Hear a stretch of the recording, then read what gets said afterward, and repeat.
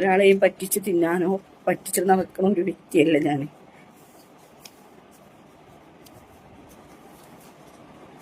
സ്വന്തമായിട്ട് അധ്വാനിച്ചിട്ട് നടക്കണം എന്നുകൊണ്ട് തന്നെയാണ് ഞാൻ നടക്കുന്നത്. പിന്നെ ഇന്ന് ഞാൻ വീഡിയോ ചെയ്യണം എന്ന് വിചാരിച്ചിട്ട് വന്നതല്ല. ഞാൻ ഇന്നലെ എടുത്തു വെച്ചിട്ടുണ്ട് ഈ വീഡിയോ. എനിക്കിത് കണ്ടപ്പോ എന്തോ എന്നെ പോലെ തന്നെ തോന്നി. നല്ല കഠിനാധ്വാനം അധ്വാനിച്ചിട്ട് കുടുംബം പോറ്റുന്ന ഒരു സ്ത്രീയാണ് അവര്. ധന്യ എൻ്റെ ഒരു കമ്പനിയും കൂടെയാണ്. പാലക്കാട് ഫാമിലി എന്ന ഒരു ചാനലുണ്ട് അവർക്ക്. അപ്പം അതിലൂടെ അവരവരുടേതായിട്ടുള്ള അഭിപ്രായങ്ങൾ പറഞ്ഞു. കൂടെ അവരുടെ വർക്കും ഒപ്പത്തിനൊപ്പം കൊണ്ടു നടക്കാണ്. ഫാമിലിനെ പോറ്റാനും അതുപോലെ ഭർത്താവ് ഇല്ലാതിരിക്കെ കുട്ടികളുടെ എല്ലാ കാര്യങ്ങളും, അതില് മകൾക്ക് സൂക്കേടായിട്ട് ആ മകളുടെ ചികിത്സയും മറ്റുള്ള കാര്യങ്ങളും മാതാപിതാക്കളും എല്ലാരെയും ഒന്നിച്ച് നോക്കിയിട്ട് ഒറ്റയ്ക്ക് ഒരു സ്ത്രീ തരണം ചെയ്ത് കൊണ്ട് നടക്കുന്ന ഒരു ജീവിതമാണ്. വളരെ നല്ല കണ്ടന്റ്, നല്ല വീഡിയോസ് ആണ്. ഞാൻ മിക്കവാറും അവരുടെ വീഡിയോസ് കാണാറുണ്ട്. സമയം കിട്ടുമ്പോഴൊക്കെ ഓപ്പൺ ആക്കി വെക്കാറുണ്ട്, കമന്റ് ഇടാറില്ല എന്നുള്ളൂ. എനിക്ക് വളരെ ഇഷ്ടമാണ് ഇവരുടെ വീഡിയോ. മാത്രമല്ല ഇങ്ങനെയുള്ള ആൾക്കാരൊക്കെ ഞാൻ മാക്സിമം സപ്പോർട്ട് ചെയ്യാറുമുണ്ട്. ഈ വീഡിയോ കണ്ടപ്പം പൊന്നാര മക്കളെ, എന്റെ കണ്ണിന്ന് ഞാനും ഇതേപോലെ ധന്യ കരയും പോലെ കരഞ്ഞു. അറിയാതെ ഇപ്പോഴും ഞാൻ ആ വീഡിയോ കാണുമ്പോഴും ഞാൻ ഇതിപ്പോ എഡിറ്റ് ചെയ്തെടുക്കുമ്പോഴും ഒക്കെ ഭയങ്കരമായിട്ട് എനിക്ക് സങ്കടം വന്നത്. ഹൃദയം പൊട്ടിയിട്ടാണ് ആ കരയുന്നത്. അതും നോമ്പ് നോറ്റിട്ട്. 3ാമത്തെ നോമ്പാണ്. ഞാൻ നോമ്പുകാരിയായിരിക്കെ ഞാൻ ഈ വീഡിയോ ചെയ്യുന്നതെന്ന് പറഞ്ഞിട്ടാണ് അവര് സ്റ്റാർട്ട് ചെയ്യുന്ന തന്നെ വീഡിയോ. ഒന്ന് കേട്ട് നോക്ക്. ഞാൻ ധന്യ. ഇന്ന് റമദാൻ 3 ഞാൻ നോമ്പുകാരിയായിട്ട് തന്നെയാണ് ഈ വീഡിയോ ചെയ്യുന്നത്. ഞാൻ വീഡിയോ ചെയ്യണമെന്ന് വിചാരിച്ചതല്ല, പക്ഷെ കുറച്ച് കമന്റ്സ് കണ്ടപ്പോൾ സംസാരിക്കാമെന്ന് വിചാരിച്ചു. അതായത് ആദ്യം തന്നെ എനിക്ക് പറയാനുള്ളത്, ഞാൻ മുസ്ലിങ്ങളെ പറ്റിക്കുകയാണ്, ഇത് ഉഡായിപ്പാണെന്നൊക്കെ പറഞ്ഞിട്ട്. അതും എൻ്റെ വീടിൻ്റെ പരിസരത്തുള്ളൊരു വ്യക്തിയാണ്. നമ്മൾ നേരിട്ട് കണ്ട് സംസാരിച്ച് നല്ല രീതിയിൽ സംസാരിച്ച് പോയ ആൾ തന്നെയാണ്. അവർ പിന്നെ നോമ്പെടുക്കുന്ന വ്യക്തി തന്നെയാണ് കേട്ടോ. അപ്പോൾ ഞാൻ ആരെയും ഈ ഒരു നോമ്പ് സമയത്ത് ഞാൻ ഒരാളെയും കുറ്റപ്പെടുത്താനോ അല്ലെങ്കിൽ ചേതോദിത്വം ചെയ്യാനോ വന്നതല്ല കേട്ടോ. അങ്ങനെ മുസ്ലിങ്ങളെ പറ്റിച്ച് ജീവിക്കുന്നവളാണെങ്കിൽ ജപ്തി നോട്ടീസ് വന്നിട്ടടക്കം ഞാൻ നിങ്ങളുടെ മുന്നിൽ ഞാൻ ഇതൊന്നും പറഞ്ഞിട്ടില്ല. ഒരാളുടെ അടുത്ത് ഞാൻ എൻ്റെ പ്രയാസങ്ങൾ പറഞ്ഞിട്ടില്ല. കാരണം ഒരാളുടെ അടുത്ത് കൈ നീട്ടിയിട്ട് പിന്നെ എൻ്റെ കടങ്ങൾ വീട്ടണമെന്ന് ഞാൻ ഇന്ന് വരെ ഞാൻ വിചാരിച്ചിട്ടില്ല. മനസ്സിലായോ? അപ്പോൾ എന്താണ് ഞാൻ ഈ മുസ്ലിങ്ങളെ പറ്റിച്ചിരിക്കുന്നത് എന്നുള്ളത് എനിക്ക് അറിയണം. കാരണം എത്രയോ ആൾക്കാർ പറയണോ, അതൊന്നും ഞാൻ എല്ലാ വർഷവും ഞാൻ കേൾക്കാറുണ്ട്. അതൊന്നും ഞാൻ അങ്ങനെ മൈൻഡ് ചെയ്യാറില്ല. പക്ഷേ ഞാൻ എൻ്റെ നോമ്പിൻ്റെ വീഡിയോൻ്റെ താഴെ വന്നിട്ടായിരുന്നു ഒരു കമന്റ് ഇട്ടിട്ടുണ്ടായിരുന്നു. ധന്യ ഇസ്ലാമിനെ പറ്റിച്ച് മുസ്ലിമുകളെ പറ്റിച്ച് തിന്നാണ്, പിന്നെ അങ്ങനെയാണ് ഇങ്ങനെയാണ്. അതും തൊട്ട അയൽവാസികളാണ് പറയുന്നത്. പേര് വ്യക്തമായിട്ട് അവർ കൊടുത്തിട്ടില്ല. അവർക്കാണെങ്കിൽ അത് ആ പേരും അങ്ങനെ കൊടുക്കായിരുന്നു. പോരാത്തതിന് അവർ ജപ്തി നോട്ടീസ് വന്നിട്ട് കിടക്കുന്നത് നമുക്ക് കാണിച്ചു തരണം. ആ ജപ്തി നോട്ടീസ് വന്നിട്ട് പോലും ഇതിന്റെ പേരിൽ പറഞ്ഞിട്ട് പോലും ഒരു വീഡിയോ ചെയ്തിട്ട് ആളുകളുടെ അടുത്തുനിന്ന് പൈസ പിരിക്കാൻ വേണ്ടിയിട്ട് അവർ ഉദ്ദേശിച്ചിട്ടില്ല. ഇവരുടെ പല സ്ഥലത്ത് കോട്ടക്കുന്ന് അവിടെ വെച്ചിട്ട് ഒരു വീഡിയോ ചെയ്തിരുന്നു. ഒരു കാക്ക കുറെ ഹെൽപ്പ് ചെയ്തെന്ന് പറഞ്ഞിട്ട് ഒരു ഷോട്ട് ഇട്ടത് ഞാൻ കണ്ടിരുന്നു. ഉണ്ണിയപ്പം വിൽക്കാൻ വേണ്ടിയിട്ട് അവരെ കൊണ്ട് അറിയുന്നത്, അവരെ കൊണ്ട് പറ്റുന്നത്, അവർക്ക് ചെയ്യാൻ പറ്റുന്നത് അവർ ചെയ്യുന്നു. എനിക്ക് പറ്റുന്നത് സ്റ്റിച്ചിങ് ആണെങ്കിൽ ഞാൻ തയ്ച്ചിട്ട് വിൽക്കുന്നത്. പലർക്കും പല രീതിയിൽ കഴിവുകൾ ഉണ്ടാകും. ആ കഴിവുകൾ അവരെ ഉപജീവന മാർഗത്തിനായിട്ട് വിനിയോഗിക്കുന്നു. അല്ലെങ്കിൽ എനിക്ക് പാകല്ലേ ജീവിക്കാൻ, എനിക്ക് ജപ്തി നോട്ടീസ് വന്നിക്കണ്, നിങ്ങൾ എന്തെങ്കിലും തരണം എന്ന് പറഞ്ഞിട്ട് അടുത്ത വീട്ടിലോ മറ്റുള്ളടത്തൊന്നും പോയിട്ട് അവരോടൊന്നും യാചിച്ചിട്ടില്ലല്ലോ അവര്.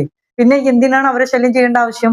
ഇതിൽ ധന്യ പറയുന്നുണ്ട്, അവര് അച്ഛന് ഉസ്താദിനെ കാണാൻ പോയതും അത് കണ്ടതിന് അയൽവാസി ചൂടായതും ഒക്കെ അങ്ങനെ പറയുന്നത്. ഇത് ശരിക്കൊരു മുസ്ലിം ഒരിക്കൽ പോലും പറയില്ല കേട്ടോ.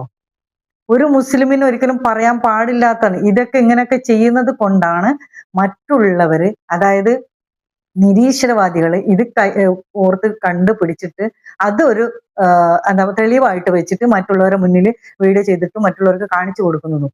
അത് വിശ്വസിക്കാൻ മറ്റുള്ളവർക്ക് എളുപ്പമായിരിക്കും. കാരണം വിവരമില്ലാത്തവന്റെ ഓരോ പ്രവൃത്തികളാണിത്. ഒരിക്കൽ പോലും ഈ പുണ്യമാക്കപ്പെട്ട മാസം ഒന്ന് ആലോചിച്ച് നോക്കുക. ഹിന്ദു ആവട്ടെ, മുസ്ലിം ആവട്ടെ, വേറെ ഏതൊരു മതത്തിൽപ്പെട്ട ഒരു വ്യക്തി ആവട്ടെ, ആണാവട്ടെ, പെണ്ണാവട്ടെ, കുഞ്ഞാവട്ടെ, വലുതാവട്ടെ, അവരുടെ കണ്ണുനീര് നമ്മളാലെ വീഴുന്നുണ്ടെങ്കിൽ നമ്മൾ ചെയ്ത ഇബാദത്തിന് എന്ത് ഫലമാണുള്ളത്? ഒന്ന് ആലോചിച്ച് നോക്കൂ. നമ്മൾ ചെയ്യുന്ന ഓരോ സൽക്കർമ്മങ്ങൾ അത് നമുക്ക് കിട്ടാൻ വേണ്ടി 3 മാസം മുമ്പേ നമ്മൾ ഓരോ കാര്യങ്ങൾ അതിനായിട്ട് ഒരുങ്ങിയിരിക്കുകയാണ്, ഒരുങ്ങി വന്നുകൊണ്ടിരിക്കുക. മനസ്സും നാടും വീടും എല്ലാ രീതിയിലും നമ്മൾ ഒരുങ്ങിയിട്ട് ഇബാദത്തിലേക്ക് വരുന്നു അല്ലേ? അപ്പൊ അത് എന്തിനാ വരുന്നേ? നമ്മള് ഇബാദത്ത് നമുക്ക് കിട്ടാൻ വേണ്ടിയിട്ടല്ലേ?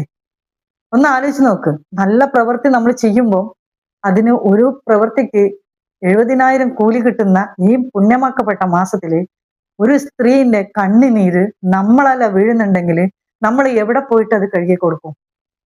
എങ്ങനെ നമ്മൾ വീട്ടും? നമ്മളെ കൊണ്ട് അവരെ സഹായിക്കാൻ പറ്റിയില്ല പോട്ടെ, അല്ല സഹായിക്കാനുള്ള മനസ്സ് നമുക്കില്ല പോട്ടെ, എങ്കിലും അതിനെ ദ്രോഹിക്കാനോ അത് കുത്തി നോവിക്കാനോ നമ്മളാ ചെയ്യേണ്ട ആവശ്യമില്ലല്ലോ. ഏറ്റവും നല്ല ഇബാദത്ത് അതന്നെയാണ്. ഒരു പെണ്ണിൻ്റെതായാലും ആണിന്റെ ഒരു മനുഷ്യന്റെ മനസ്സ് സന്തോഷിപ്പിക്കുക. അത് വളരെ ബുദ്ധിമുട്ടുള്ള കാര്യമാണ്. പക്ഷെ സങ്കടപ്പെടുത്താനും കണ്ണീരാഴ്ത്താനും എളുപ്പമാണ് നമുക്ക്. 4 വാക്ക് പറഞ്ഞാൽ മതി, മറ്റുള്ളവരുടെ മനസ്സിൽ നല്ല രീതിയിൽ തറക്കും. അത് കൂടാതെ അവർ കരയുന്ന ആൾക്കാരാണ് കരഞ്ഞു കാണിക്കും, അല്ലാത്തവനാണെങ്കിൽ ഹൃദയത്തിൽ അത് കരയും. പുര കത്തുന്നത് കാണാൻ പറ്റും, മനം കത്തുന്നത് കാണാൻ പറ്റില്ല. അപ്പോ എന്തിനാണ് ഈ ഒരു പുണ്യമാക്കപ്പെട്ട മാസത്തില് ഇങ്ങനൊക്കെ ചെയ്യേണ്ട ആവശ്യം? അവര് ഏതാളാണ് എന്താണെന്നൊന്നും പറഞ്ഞിട്ടില്ല. മുസ്ലിമാണോ ഹിന്ദു ആണോ എങ്ങനത്തവനാകട്ടെ ഏതാവട്ടെ ആ വ്യക്തിയും നോമ്പ് പിടിക്കുന്നുണ്ട് എന്ന് പറഞ്ഞു. നമ്മൾ നോമ്പ് പിടിക്കുന്നുണ്ടെങ്കിൽ നമ്മളുടെ കുറച്ച് കാര്യങ്ങളൊക്കെ നമ്മളത് ചെയ്യാനുണ്ട്. അതിപ്പോ ഞാൻ മറ്റുള്ള സഹോദര മതത്തിനോടുള്ളത് പറയല്ല നമ്മള്. എന്നാലും നമ്മൾ ചെയ്യുമ്പോൾ, നമ്മൾ ആ ഒരു പ്രവൃത്തി ചെയ്യുമ്പോൾ നമ്മുടെ മനസ്സ് ഒരുപാട് പാകപ്പെട്ടു വരും. ഒരു ദിവസം തന്നെ കൊണ്ട് തന്നെ നമ്മൾ ഒരുപാട് പാകപ്പെടും. തലേന്നത്തെ ആ മാസം നിന്ന മാതിരി ആയിരിക്കില്ല റമളാൻ മാസത്തിൽ വന്ന് നമ്മൾ നോമ്പ് പിടിക്കുമ്പോൾ. നമ്മൾ തന്നെ ഒരുപാട് ഒതുക്കത്തിൽ വരും, ചിട്ടയിൽ വരും. ഞാൻ എൻ്റെ ഒരു ഇതാണ് പറയുന്നത്. അതായത് നമുക്ക് ക്ഷമ വരും, നമുക്ക് എന്താ പറയാ എല്ലാം സഹിക്കാനുള്ളൊരു കഴിവ് കിട്ടും.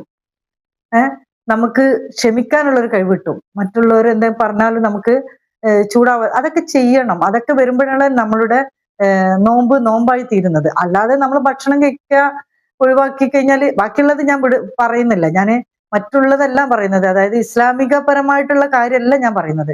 മൊത്തത്തിൽ അത് പറയുമ്പോൾ നമുക്ക് ഒരുപാടുണ്ട്. നമ്മളുടെ കണ്ണുകളും കാതുകളും നാവുകളും എല്ലാം നമ്മൾ മാറ്റിവെക്കണം. അതെല്ലാം നമ്മൾ നല്ല സൽക്കർമ്മത്തിന് മാത്രമായിട്ട്, നല്ലത് കേൾക്കാനും നല്ലത് കാണാനും നല്ലത് പറയാനും മാത്രമായിട്ട് നമ്മളെ കണ്ണും കാതും നാവും ഒക്കെ ഉപയോഗിക്കണം. അത് വേറെ, അത് ഓക്കെ, അതാണ് ശരിക്കുള്ള ഇബാദത്ത്.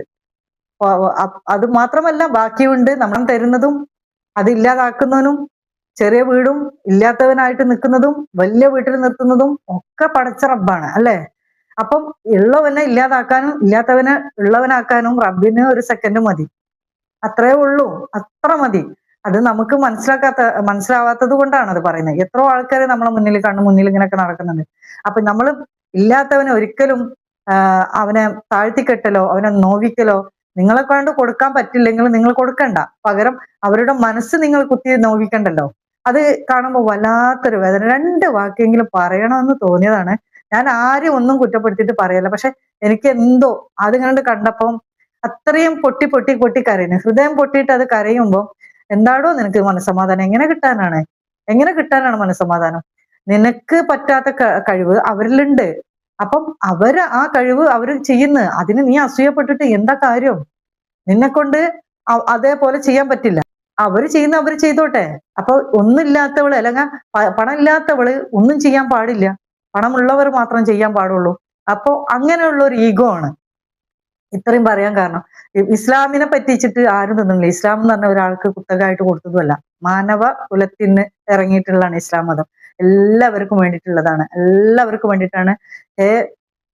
മനുഷ്യ എന്ന് പറഞ്ഞിട്ടാണ് ഖുറാനിൽ അള്ളാഹു പറയുന്നത് തന്നെ, അള്ളാഹിന്റെ കലാമിൽ പറയുന്നത്. അവർക്ക് നോമ്പ് പിടിക്കാം, ഇതുപോലുള്ള കാര്യങ്ങളൊക്കെ അവർക്ക് ചെയ്യാം, ഖുറാൻ വായിക്കാം, ഖുറാൻ ഓതി അതിന്റെ അർത്ഥം മനസ്സിലാക്കാം. അപ്പം അതൊക്കെ ഓരോരുത്തരും ഇഷ്ടമാണ്. ഇവിടെ വരണ്ടാന്ന് വിലക്കാനും ഇതാക്കാനും ഒന്നും ഇസ്ലാം ഇല്ല. ഇസ്ലാമിനെ പറ്റിച്ച് തിന്നണമെന്ന് പറഞ്ഞിട്ട് കുത്തി നോവിക്കുമ്പം അവർക്ക് എത്രമാത്രം അവരുടെ ഉള്ളിൽ ആ വേദന ഉണ്ടാവും എന്നുള്ളതും കൂടെ നിങ്ങൾ ആലോചിക്കണം. ഇന്ന് ഈ കണ്ണീരിന് നാളെ നിങ്ങൾ ഉത്തരം പറയേണ്ടി വരും. ദൈവത്തിന്റെ കോടതി എന്ന ഒരു ഇതുണ്ടല്ലോ, അതല്ലെങ്കിലേ മനം ഉരുകിയിട്ട് അതിന്റെ വിഷമങ്ങളോടുകൂടെ ജീവിച്ചുകൊണ്ടിരിക്കണം. സാന്ത്വനിപ്പിക്കാൻ പറ്റില്ലെങ്കിലും കുത്തി നോവിക്കല്ലേ പ്ലീസ്.